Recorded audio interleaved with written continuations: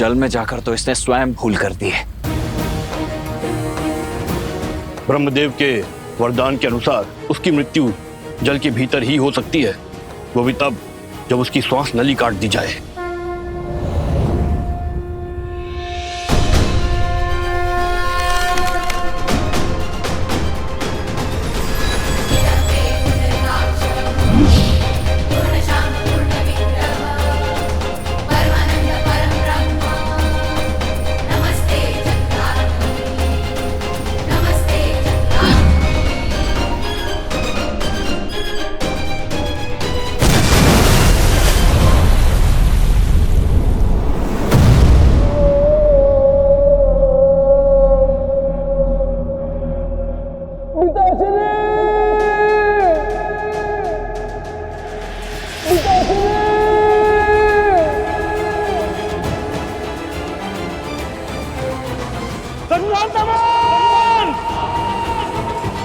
भास्कर, जो भूल रावण ने की थी वो तुम मत करो। अपने पुत्र की मृत्यु से शिक्षा लो, अपना प्रतिशोध भूलो और लौट जाओ।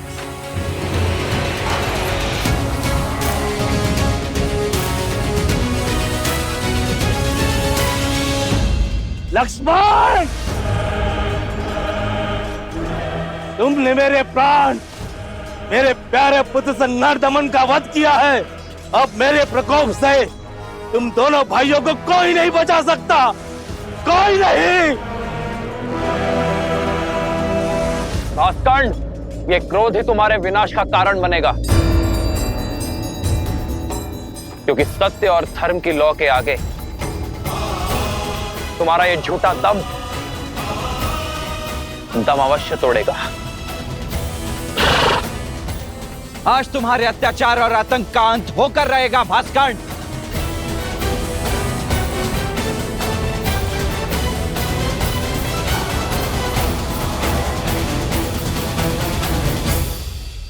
पवन पुत्र, तुम्हें अस्त्र नहीं उठाने हैं,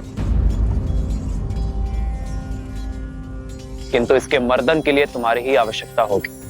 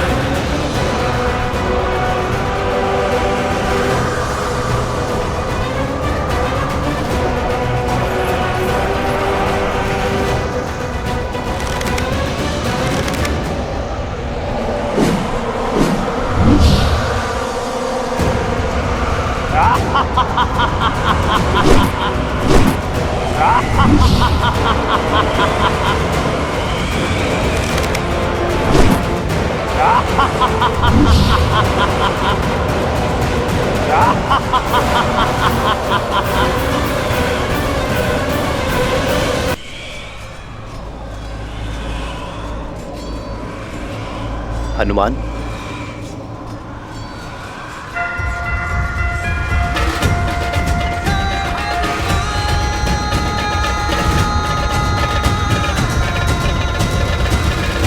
पिताश्री वायुदेव प्रकट हो।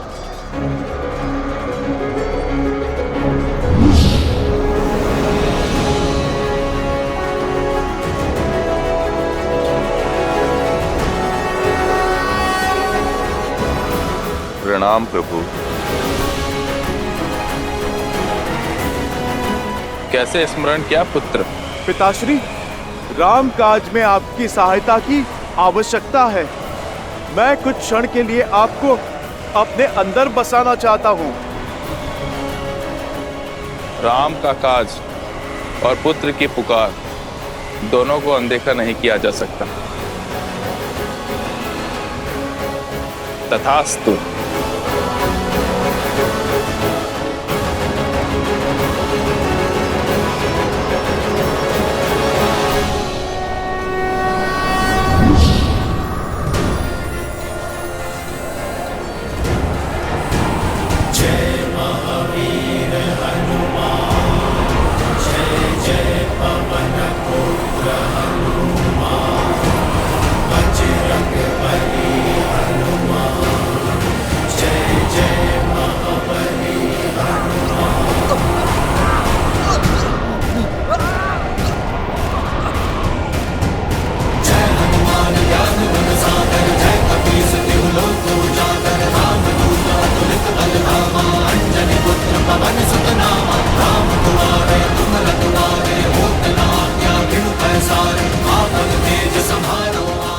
हमने और देरी दिखाई तो कदाचित हम सभी का अंत हो जाएगा।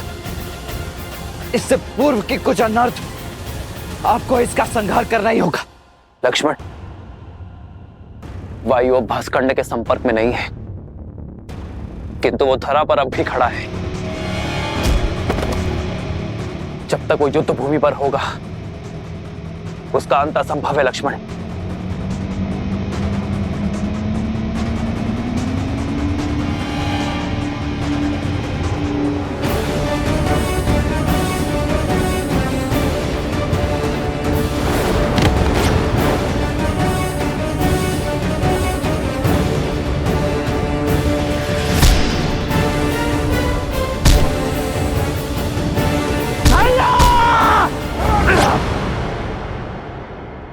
प्रहार कीजिए।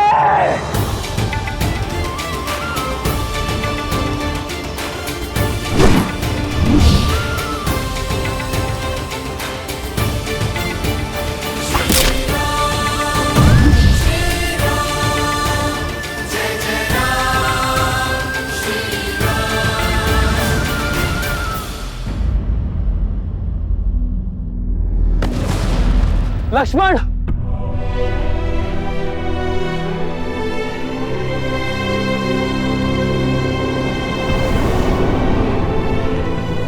लक्ष्मण, लक्ष्मण, लक्ष्मण, लक्ष्मण, लक्ष्मण, लक्ष्मण, लक्ष्मण, आज तुमने फिर मेरे प्राण बचा लिए। लक्ष्मण,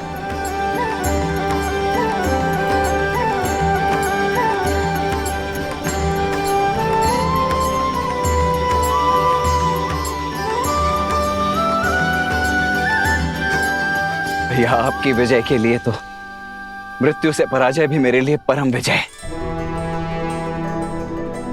कल प्रातः हम अयोध्या के लिए प्रस्थान करेंगे और वहां प्रत्येक घर पर हमारे विजय की पताका लहराएगी। जाओ लक्ष्मण, अब सेना से भी निश्चिंत होकर विश्राम करने को कहो। जो आज्ञा भैया।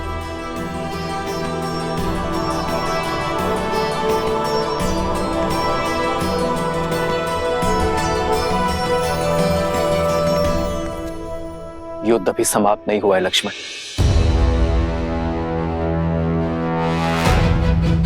युद्ध तो अब आरंभ होगा, वो युद्ध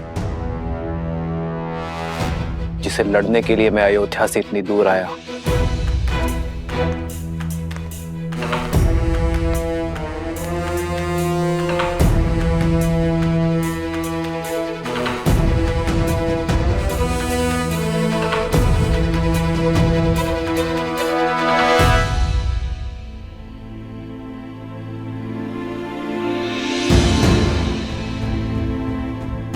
लोग आजकल कानाफूसी कर रहे हैं राजा राम और माता सीता के विषय में। हाँ, मेरे पति ने भी मुझे राजमहल की सेवा छोड़ने के लिए निर्देश दे दिया है। वैसे भी श्री राम के प्रेम के आगे उनको कुछ गलत नहीं लगता। वो तो कुछ भी नीति बना सकते हैं। उनको कौन है कहने वाला? इनके बारे में कोई इतना ऊंचा कैसे बोल सकता है?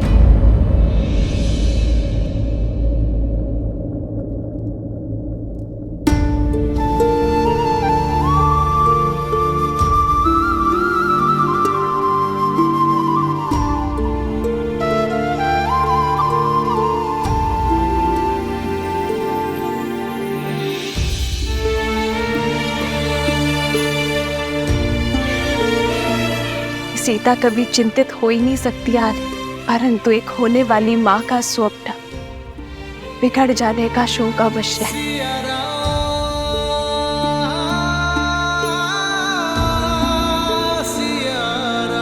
तुम्हारी व्याकुलता का आभास है मुझे सीते, किंतु मुझे एक राजा के कर्तव्य के साथ साथ अपनी होने वाली संतान को असुरी शक्ति से भी बचाना होगा, और ये कार्य मुझे अकेले ही करना होगा। अपनी प्रजा के हित के लिए, राम को मृत्यु भी स्वीकार है, मृत्यु भी स्वीकार है।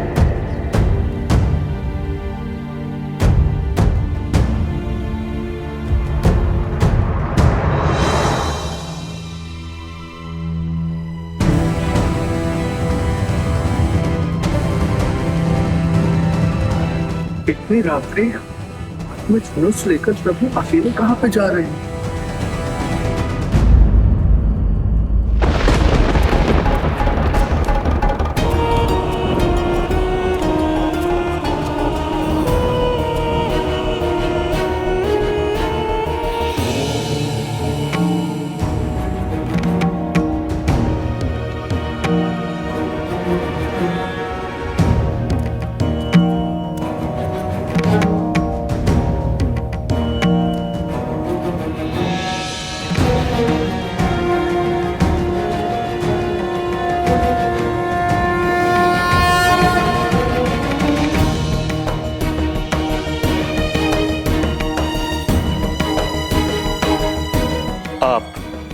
अवध की महारानी है देवी सीता। आपका व्यथित होना प्रजा के हित में नहीं। प्रजा की ही चिंता में हूं गुरुवर। नागरिकों के विचारों में मलिनता आ रही है और मन में शंका का विष खुल गया है। ये नगर में कौन सी असुरी शक्ति पग पसार रही है गुरुवर?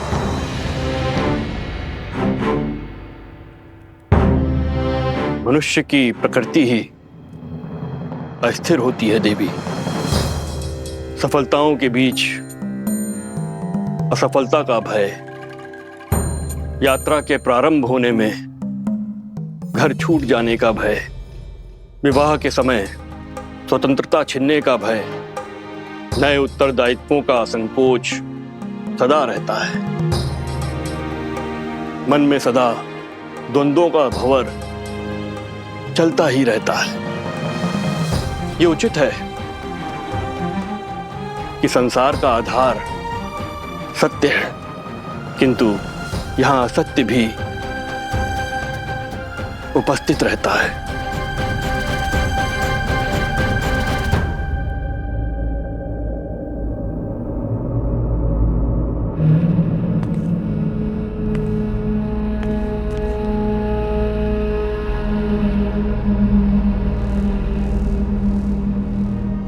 मैं ललकारता हूं सहस्त्र मुख रावण, सामने आओ। असत्य का गुण है कि वो सत्य से दूर नहीं रह सकता। मैं जानता था तुम मेरे पीछे अवश्य आओगे। अब बात और वार छुपकर नहीं, सम्मुख होकर होंगे। हार जाओगे राम, मुझे जितना काटोगे उतना ही मैं बढ़ूंगा। हार जाओगे, पराजय स्वीकारो। छिपने का कोई लाभ नहीं सहस्त्रमुख रावण। राम, मुझे जितना काटोगे उतना ही मैं बढ़ूंगा। हार जाओगे, पराजय स्वीकारो।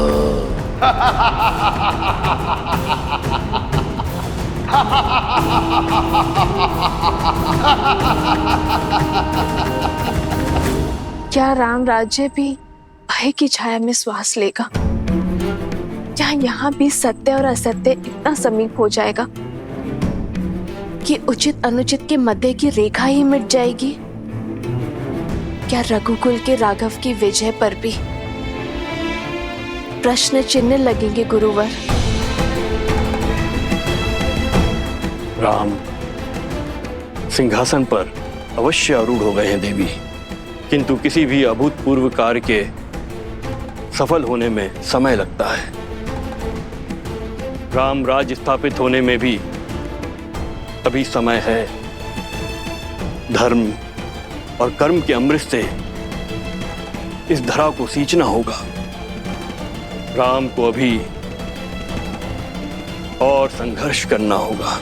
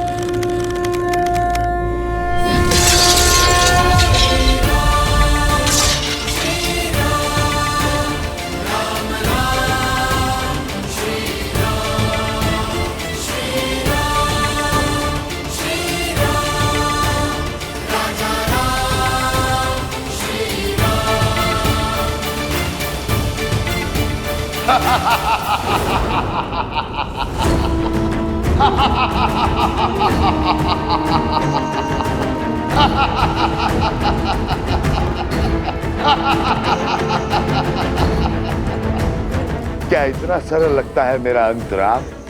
कोई अस्त्र, कोई शस्त्र मेरी मृत्यु का मार्ग प्रशस्त नहीं कर सकता है, क्योंकि मैं शरीर नहीं, सोच हूं राम, सोच। सोच को कौन सा अस्त्र मार सकता है?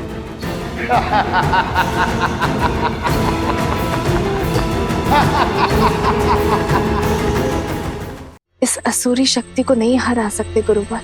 जिसके बाण असत्य हो, धनुष अधर्म हो, उसे पराजित करना सरल नहीं होता। बार बार दोहराया गया सत्य सत्य प्रतीत होने लगता है, मन में संदेह उत्पन्न करने लगता है। इसलिए आवश्यक है कि ऐसी स्थिति में व्यक्ति का मन दृढ़ हो, और ये दृढ़ता बल से नहीं, संस्कारों से आती है। संस्कार से ही इसे पराजित किया जा सकता है। ऐसे संस्कार जो व्यक्ति की चेतना को पवित्र करे और समस्त संसार में संस्कारों को स्थापित करती है। स्त्री शक्ति, अर्थात इस भयंकर असुर को केवल एक स्त्री शक्ति ही पराजित कर सकती है, किसी राजा के बल की शक्ति नहीं।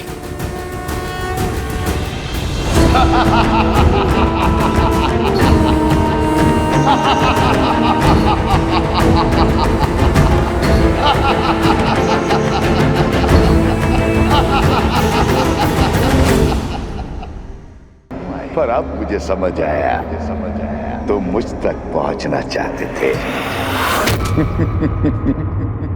अयोध्या से दूर मेरा सामना करना चाहते थे।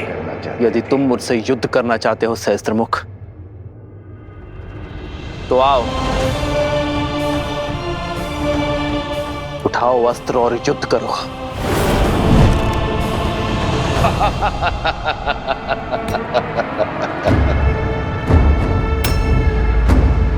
मेरे शस्त्र सदा मेरे साथ रहते हैं राम। मेरा मुख मेरा धनुष है, जो सहस्त्र दिशाओं में है। शब्द मेरे बाण हैं, जो व्यक्ति के मन को चीर देते हैं। असत्य मेरी खड़क है, जो सत्य के प्रति प्रमाण को काट देती है। संदेह मेरा चक्र है, जो विवेक को व्यूह में फंसा देता है। अविश्वास मेरा भाला, जो धर्म की छाती चीर दे। बोलो राम, है इतने शस्त्रों से सामना करने की क्षमता? है मुझे मार्ग से हटाने की शक्ति? है मेरा वध करने का सामर्थ्य?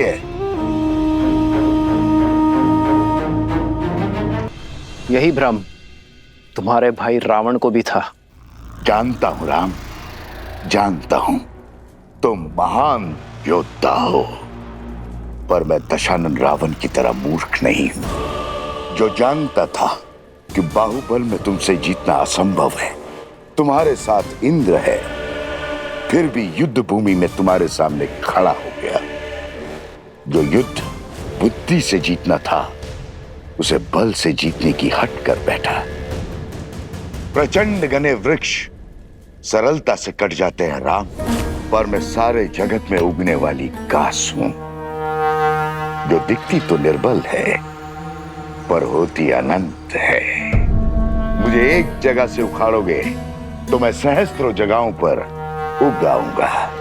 मेरा खून बहाओगे तो मैं रक्त बीज बन जाऊंगा। तुम्हारे बल से तो मैं परिचित हूं।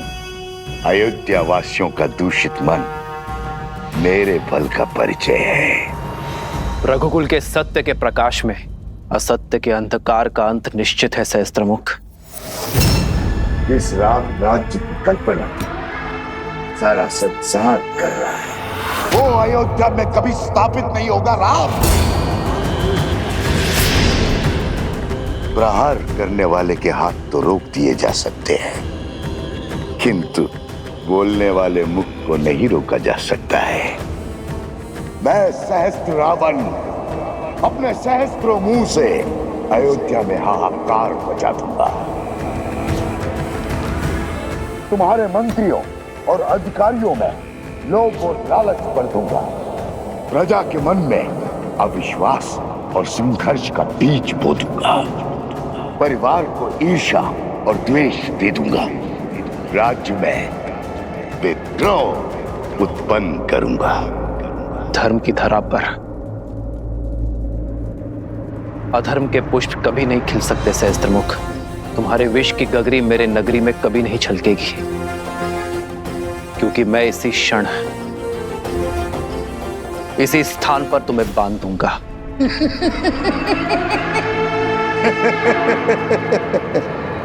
देर कर दी राम, बाण धनुष से छूट चुका है। प्रजा छोड़ो, तुम तो अपनी पत्नी सीता की भी रक्षा नहीं कर पाओगे। लोक अपवाद से, निंदा से, कुमंत्रणा से अपनी आने वाली पीढ़ी तक की रक्षा नहीं कर पाओगे। अपमान से जब असत्य परिवार में प्रवेश करता है तो प्रेम और सम्मान सबसे पहले खिड़की से भाग जाते। सच कहूं राम, मैं तुम्हें मारूंगा नहीं। मैं तो तुम्हें जीवित रखकर तुम्हारी मृत्यु का आनंद लूंगा। तुम्हारी मर्यादा के वध का साक्षी बनूंगा। जब पूरा विश्व एक सुर, एक राग में बोलेगा कि राम की सीता दूषित है, अपवित्र है, चरित्रहीन है।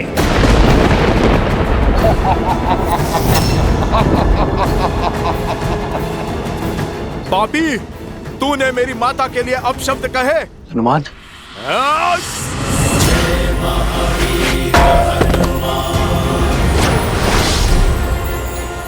बहुत हुआ तेरा छल। अब तू देखेगा सीता माता के पुत्र का बल। तेरा इसी क्षण अंत कर दूंगा मैं। तेरे लोक अपराध का, तेरे भ्रम और तेरे असत्य का। या तो तुम महाबोले हो या महामूर्ख हो वानर। इतना भी नहीं जानते, असत्य को जितनी ऊंचाई दोगे वो उतना ही बलवान होता है, उतना ही शीघ्रता से फैलता है स्वयं। राघव की पत्नी दूषित है, दूषित है, दूषित है। राघव की पत्नी दूषित है, दूषित है, दूषित है।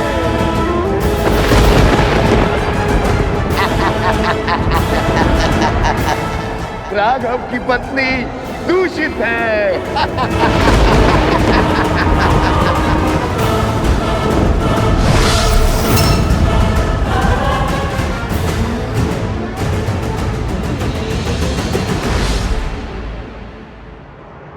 सीते,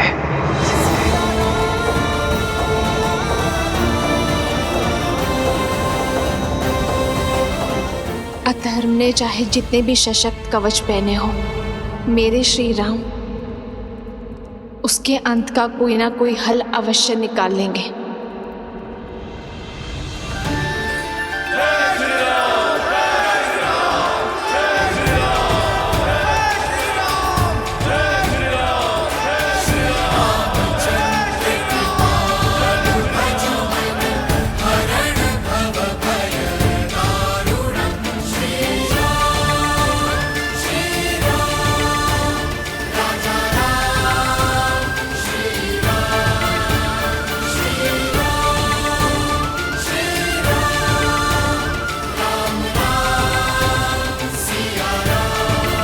सामर्थ्य की जय जयकार होती है क्या भैया? हाँ, अन्यथा जो हुआ है उसके बाद राम सिया के जय जयकार के योग्य है क्या? जिस राम राज्य की कल्पना सारा संसार कर रहा है वो अयोध्या में कभी स्थापित नहीं होगा। राम, तुम्हारे मंत्रियों और अधिकारियों में लोभ और लालच भर दूंगा, परिवार को ईर्ष्या और द्वेष दे दूंगा, राज्य में विद्रोह उत्पन्न करूंगा। हनुमान, ध्यान रहे, सहस्त्रमुख का उल्लेख अयोध्या में किसी के आगे नहीं होना चाहिए। पर प्रभु, प्रजा को सावधान करने की आवश्यकता है। जानता हूं हनुमान, किंतु युद्ध में विजय के पश्चात प्रजा और सेना केवल उत्सव की कामना करते हैं, अवसाद की नहीं।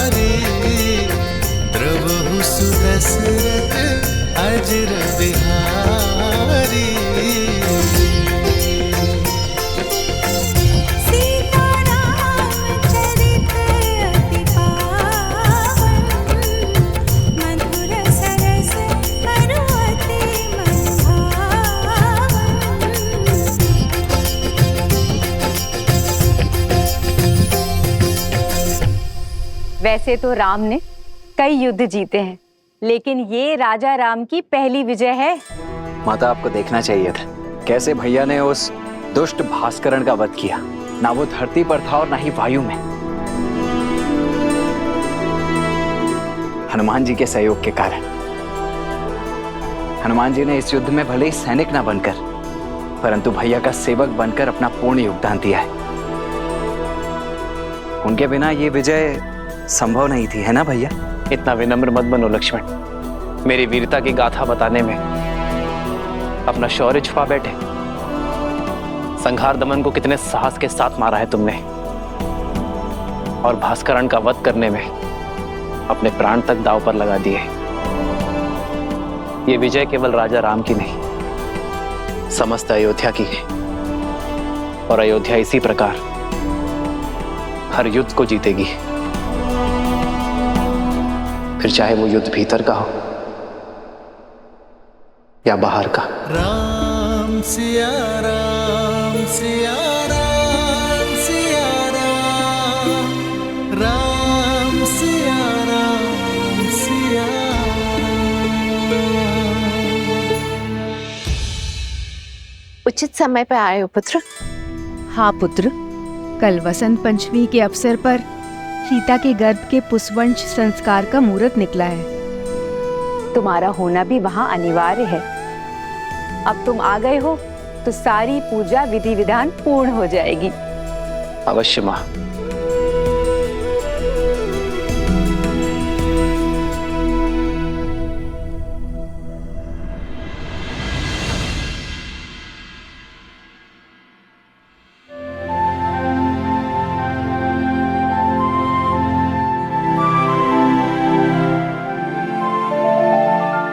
चौंकिए मत, आपके ही है।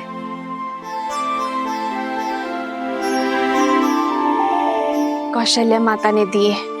कह रही थी जिन खिलौनों से पिता खेले हैं पुत्र भी उन्हीं से खेलेंगे। वैसे राजा बनने के पश्चात आप एक वचन भूल सा गए हैं आर्य। कैसा वचन सीते? वही जो विवाह के समय दिया था। आधा अंग है हम एक दूसरे का, सुख के साथ साथ दुख और चिंता में समान भागीदार है। तो बताइए ऐसा क्या है आर्य जिसने आपकी विजय की मुस्कान को धुंधला कर दिया है?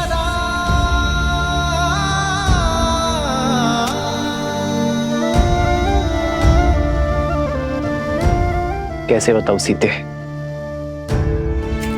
समय और नियति बहुत बड़ी परीक्षा लेने वाले हैं। आने वाला कल बहुत बड़ी कसौटी है। तो अच्छा है ना आर्य, कसौटी तो स्वर्ण को ही परखती है। आप उस असुरी माया को लेकर चिंतित है ना आर्य? गुरु वशिष्ठ ने बताया मुझे कि किसी असुरी माया की छाया है हमारे राज्य पर, जो प्रजा की सोच और विचारों को दूषित कर रहा है। राम की सीता दूषित है, अपवित्र है, चरित्रहीन है। सोच की शक्ति समझती हूं मैं आर्य। एक बुरा विचार सभी अच्छे विचारों को दुर्बल कर सकता है। यही सत्य आपको व्याकुल कर रहा है ना? गुरुवर ने यह भी बताया कि इस सोच को शास्त्र से नहीं, संस्कार से हराया जा सकता है।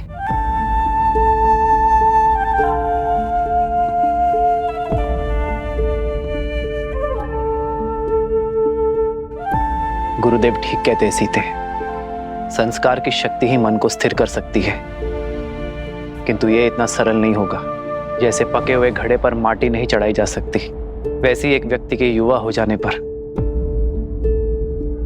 उसके संस्कार नहीं बदले जा सकते। संस्कार बालकों को दिए जाते हैं सीते, युवाओं को तो शिक्षित किया जाता है। और अब मैं भी वही करूंगा। अपने राज्य को, अपनी प्रजा को शिक्षित करूंगा, क्योंकि विद्या ही अब एक मात्र मार्ग है।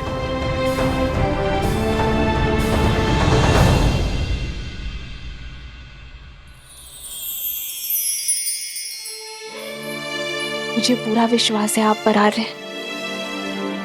जो आपने ठाना है उसे पूरा अवश्य करेंगे।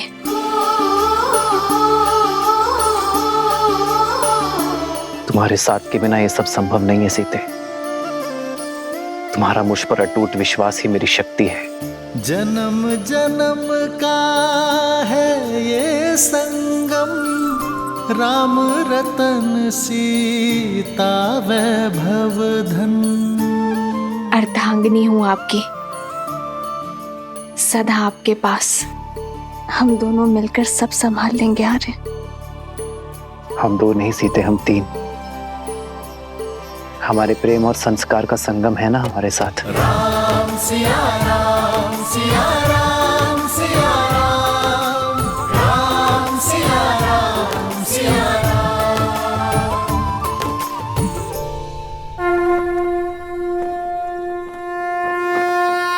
ओम अदभ्याः संवृताः पृथ्वी समाश्च विश्वकर्मणाः संवृतताग्रहे।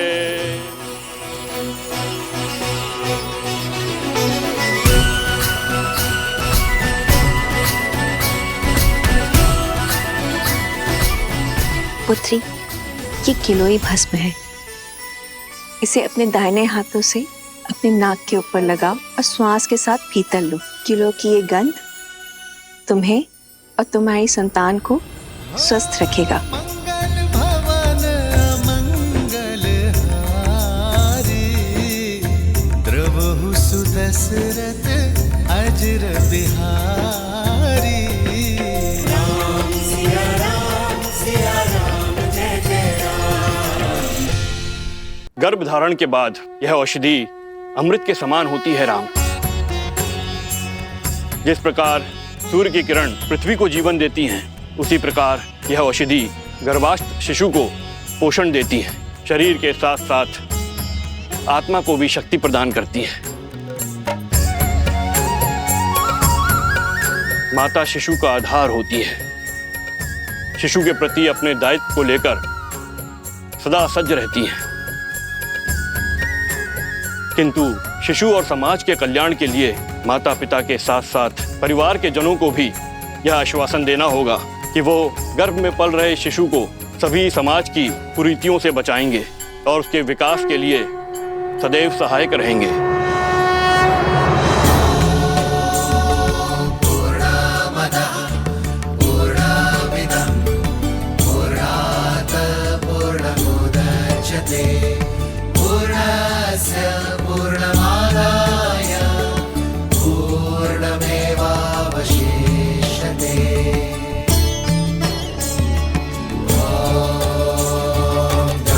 शान्तिरन्तरिक्ष शान्तिः पृथिवी शान्तिरापः शान्तिरोषधयः शान्तिरेव शान्तिः साम शान्तिरेव।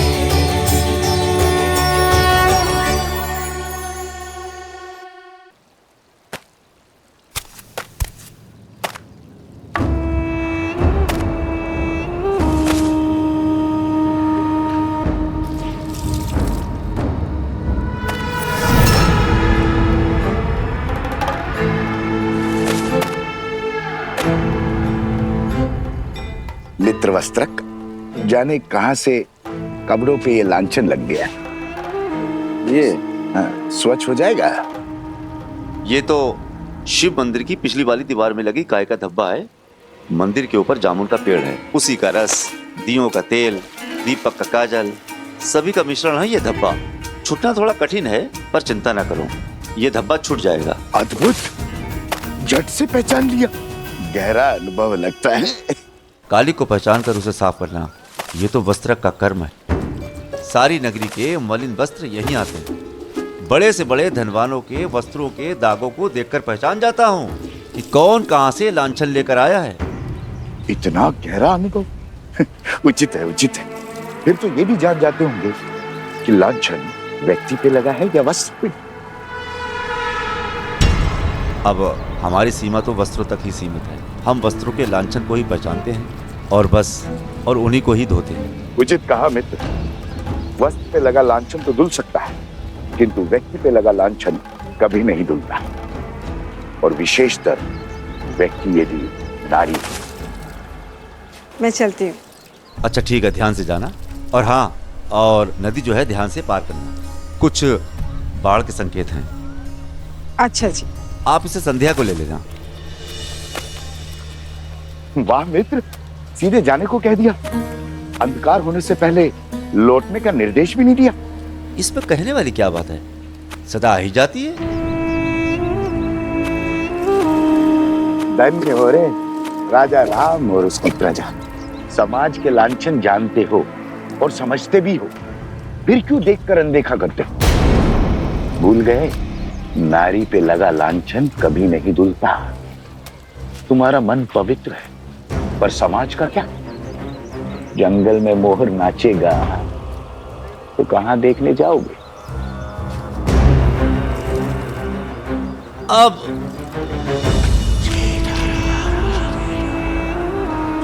अरे ऐसा है, दिन ढलने से पहले आ जाए।